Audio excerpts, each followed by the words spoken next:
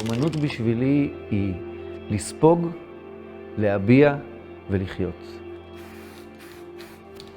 מכאן קצת קשה לחזור אחורה, אז אני די עושה את מה שאני מרגיש. אנחנו כעת נמצאים במקלט, שהוא הסטודיו שלי. הגעתי הנה מתל אביב, אחרי הרבה שנים שהייתי בסטודיו עם גדולים וסוענים יותר. בעצם התנאים שרציתי לחזור וליצור בהם, היו תנאים שכאלה, כלומר משהו שהוא underground, והיה חשוב לי להיות במקום שמבודד אותי. זה עושה לי טוב ליצור בתנאים שכאלה.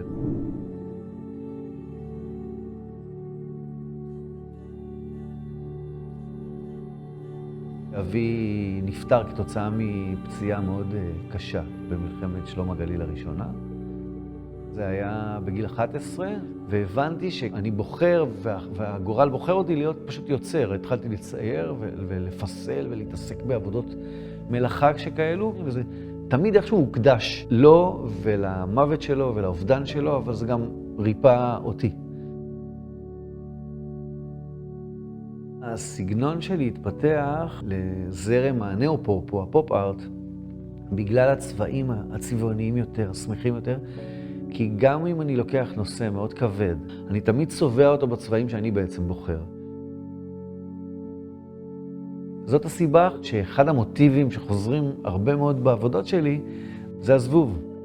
הוא מסמל הרבה פעמים את הסימבול הזה שגם כשהוא במצבים הכי קשים והכי נוראים, הוא ידע איך לשרוד, איך לברוח ממצב שהוא מאיים עליו למקום שהוא שורד וחי. וזה משהו שנורא דיבר אליי. ולקחתי את המעופף המובלע הזה וצבעתי אותו בצבעים שלי.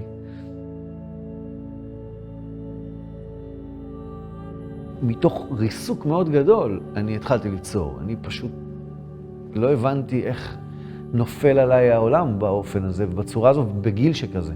וחיפשתי משהו, אפילו בתת מודע, להאחז בו כדי ממנו לשרוד. אז הזבוב הזה תמיד ככה מזכיר לי נורא את המצבים המאוד קשים ונמוכים והישרדותיים האלה.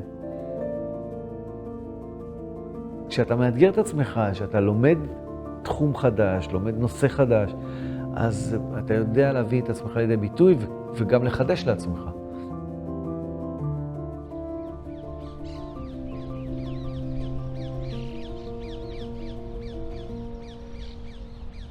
המשפחה שלי אמרה מיד, בפעם הראשונה שפגשו את הפסל הזה, אמרו שהוא מאוד מאוד דומה לסבא שלי, ומזכיר את הישיבה האופיינית הזו שלו.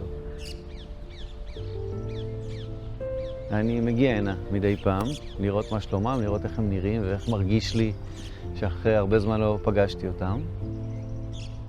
כשאני רואה תגובה של צרכני האומנות שלי, אני לומד המון מהתגובה, מהדיאלוג שזה יוצר. אנשים מבוגרים באים עם פילטרים, עם איזה מטען תרבותי ודעות, ומגובשים במובן מסוים, הרבה יותר מילד. אז ליצור לילדים זה מאוד מאוד אתגר אותי. יש מצבים שאני יושב בקפה שם ומתבונן על הפסל. אז יש כל פעם סיטואציה מעניינת ומצחיקה לפעמים שיש עם הפסל. יש אנשים שפשוט עושים עליו ג'וגינג, או מצטלמים בפוזיציות מיוחדות, והם נעצרים. אני מסתכל משם ומתעלף מצחוק. כשאני יושב לשתות קפה, מסתכלים ואומרים, מה האיש הזה צוחק לעצמו, מה הסיפור שלו? הנה, זה הוציא את הצבע. אידיוטים. אני צריך להיות בים לפחות פעם בשבוע. הים החזק והעמוק הזה הוא זה שמסדר לי את המחשבות, נותן לי אפשרות לנשום, להרגיש, לחזק את זה ברמה הנפשית ואז להוציא את זה החוצה. זה מקום שהייתי בורח אליו כשהייתי ילד קטן במקום לבית הספר, הייתי בורח לשם עם התיק. זה משהו שתמיד אמא שלי הייתה מספרת בחצי בושה.